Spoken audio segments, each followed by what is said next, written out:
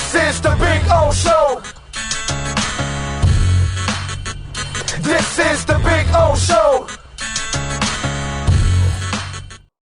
All right. How you doing, Manny? You doing good? Doing good, brother. Just trying to handle a bunch of errands today, man. I'm going on a little mini vacation this weekend before I come back and cover the finals next week. Okay. All right.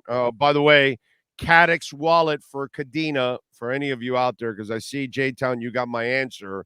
But for those of you that are invested in Kadena like I am, Caddick's wallet is the one that you move your Kadena off of the exchanges and into your Caddick's wallet. It's also a custodial wallet. So it's a safe place so you can store your Kadena. So there you go. Anyway, I'm sure you have lots of Kadena in your digital wallet also, right? Absolutely. Still no crypto for you, right, in your world yet, right? None, right?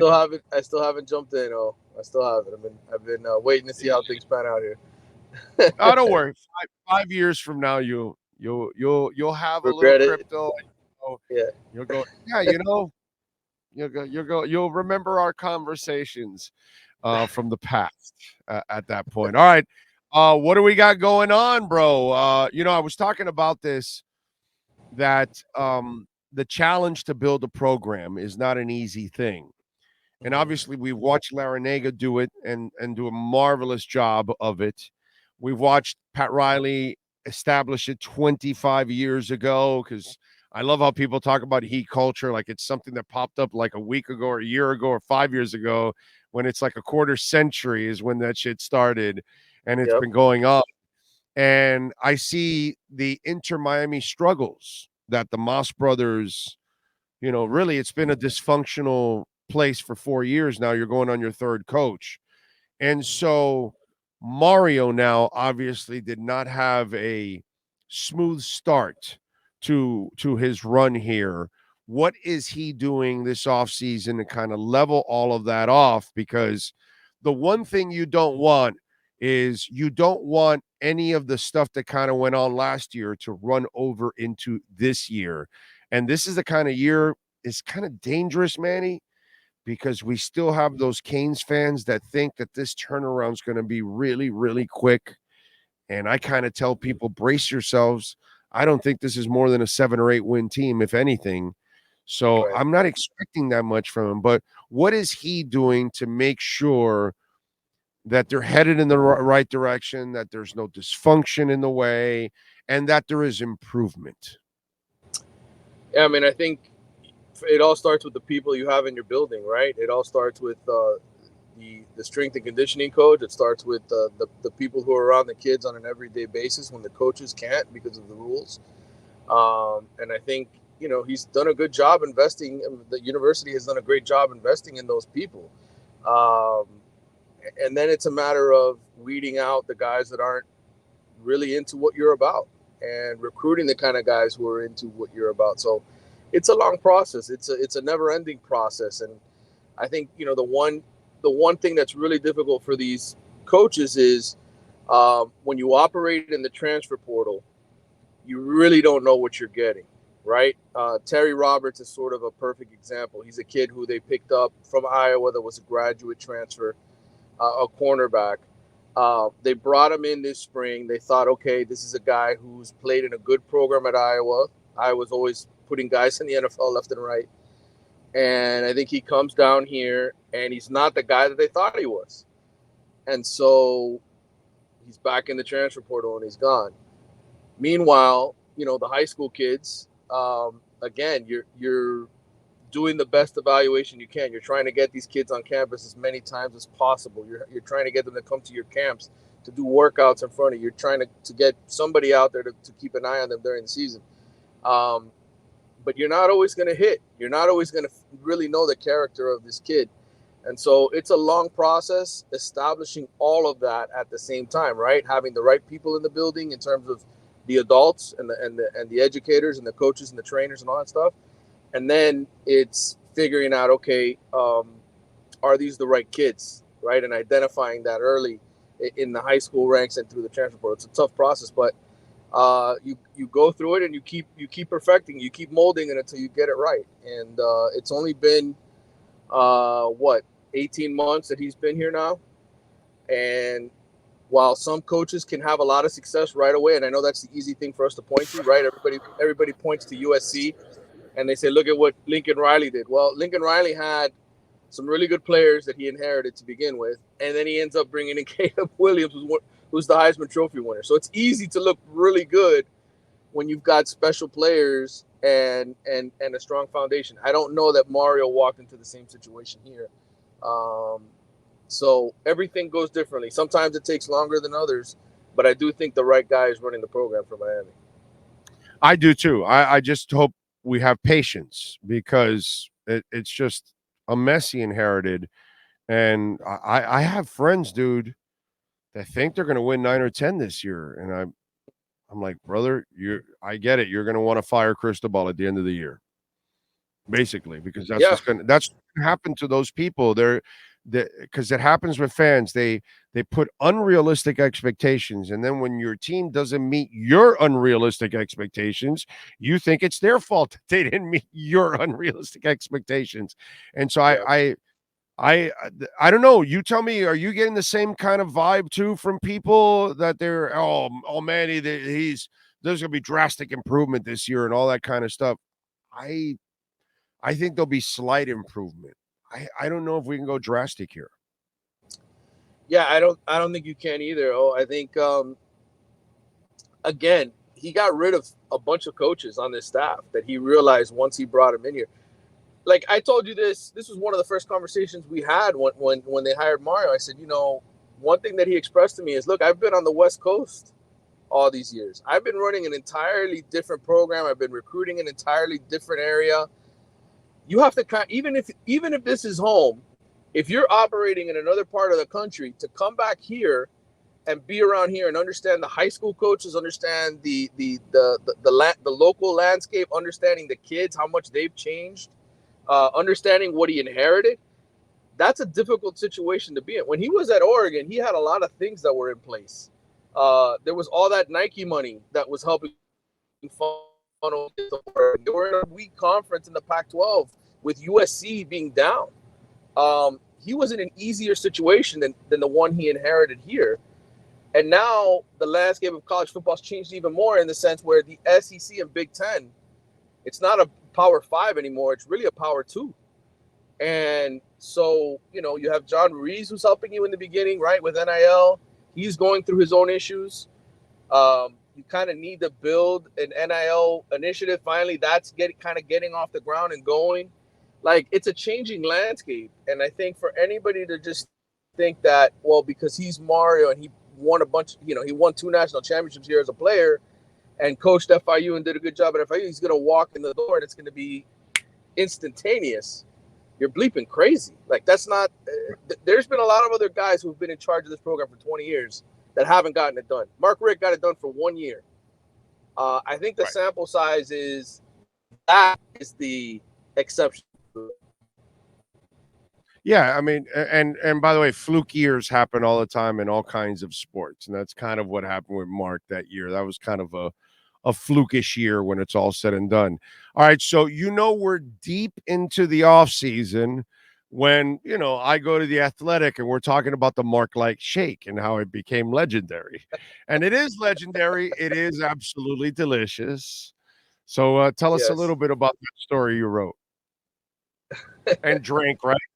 I'm sure they gave you when you were writing it. I'm diabetic now, so I can't be having Mark Light shakes every day like some of these SID do that come here on their visits and play-by-play broadcasters who tell me they had 4 to 5 shakes in the 3 days that they were here. I think I would probably keel over and die. But I've had a few in my lifetime in all the years that I've been here in Florida and gone to the stadium. And they're fabulous. And I think the interesting thing for me, the backstory, is that the guy who's created these shakes and has been doing the shakes, been doing it for 38 years, Mark Friedman, his son actually works with CBS Sports as an executive producer, Andy Friedman. He's got another son who's involved with soccer TV rights. So But he loves making milkshakes for people, man. He loves, just being at the stadium, being a part of that concession stand. And Ron Frazier brought him in 1986. Ron Frazier, right after they won their second national title, was kind of fed up with the concession stands he had, and decided, okay, I'm gonna get a couple local guys to run this thing for me. And the local guy called up Mitch Friedman rather, and said, Mitch, come in here and do this thing. And he's done it ever since. And he's come up with all these creative shakes. I don't know if you've seen the tweet for this weekend of the brisket shake for Texas, the Tabasco shake for Louisiana, and then the lobster shake for the Maine Black Bears playing here. So look, if college baseball, to me, I don't think most of us pay attention to it really, unless there's a rivalry series, right? Unless the Canes are playing the Gators or they're playing the Seminoles. Until the College World Series, bro. That's when we start paying attention. Until these regionals take place, and you're like, right. Did Miami win? What's going on? That's when everybody starts to pay attention. So I just wanted to write this story on these shakes because, to me, whenever anybody I talk to nationally comes down to South Florida, they say, hey, do I have to go to the stadium to get the Mark Light shake? And I'm like, yes, that's the only place you can get these shakes. They don't sell it at Hard Rock Stadium. They don't sell it at whatever it is, the Watsco Center, whatever the hell it's called now. They don't sell it anywhere else. And I asked Mitch, I said, Mitch, why aren't you selling this thing elsewhere? And he's, look, man, it's real expensive to run a concession stand, and people don't want to give you a break. It's not financially worth my while. So he's got his reason. If you want more shakes, head over to the regional today, man. There's going to be some good baseball going on. No doubt about that, man. And what Frazier built years ago, and that guy was always ahead of everybody else, man. He was always forward thinking. And thanks to him, his impact has lasted forever, man. God bless Ron Frazier, man. God bless the. And look how long it took.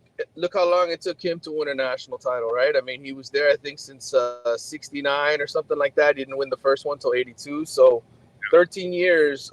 When you have, and that's one of the guys that's the best to ever do it. And in today's world, his ass would have been fired 8 times over by year 5. Exactly. And think about all those Heat fans who wanted Eric Spoelstra done, right? When the Heat struggled after LeBron left. And, right? Jeez. It was his fault. Look, two trips to the finals with Jimmy Butler and a cast of nobodies. Yeah. What an amazing. I'm telling you, he's David Copperfield of basketball coaches. He's so good, he fools his front office. He's so good. He made Whiteside, and then they said, well, no, let's sign him a long-term deal because it's going to be something good. And he got 29 games out of Dion Waiters at 29. Those 29 games he's never played like in his life.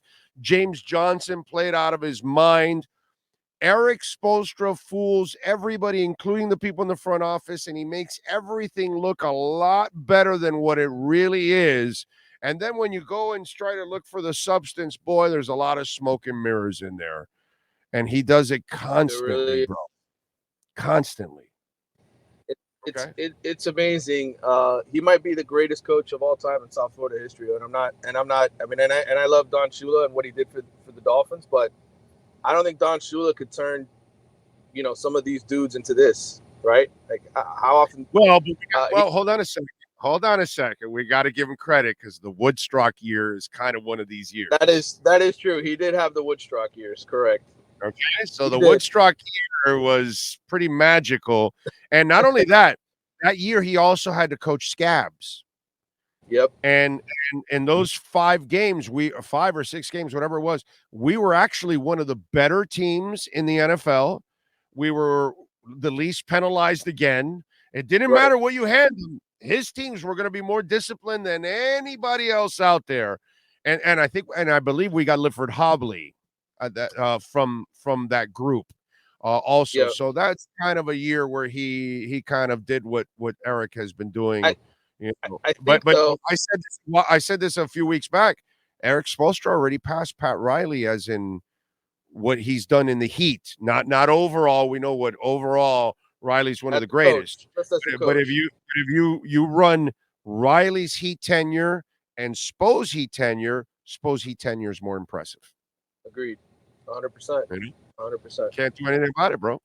Can't do anything about it. All right, follow him on Twitter at Manny _ Navarro, and of course, catch his work there at The Athletic. Better yet, subscribe like I do, and you can get all the great stories, insight, and a little shake too at the same time. Manny, enjoy the shake. Enjoy the weekend, my friend. Appreciate you. Thank you, brother. Take care, man. You got it. There you go, Manny Navarro. And by the way, Caneswear, come on, man. We got the Panthers in the finals. You can go get this hat there. You saw the T-shirt I was wearing yesterday for the Miami Heat. I bought the Panthers polo, that blue polo that they have. It is just wow, dude. I can't wait to wear that shirt out. Maybe this weekend I'll wear it somewhere. That hat, you can buy the gas station hat there also. I mean, they got all kinds of stuff. Pucks. Didn't you buy a puck also? They've got pucks. They've got all kinds of things for Stanley Cup. See, there's the Stanley Cup puck. They've got all kinds of stuff, rats, you name it, shirts, all that, man. So if you want to get Heat gear, you want to get Panthers gear, Dolphins gear for the upcoming season, Canes, they've got anything and everything with the Canes logo on it. Go see Brett and Jeff and all the amazing people at 2511 South University Drive in Davie.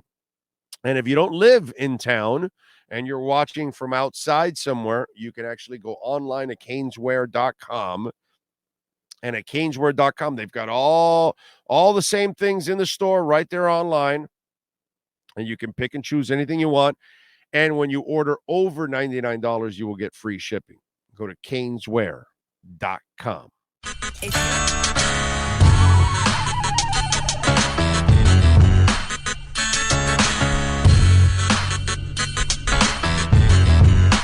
This is the Big O Show.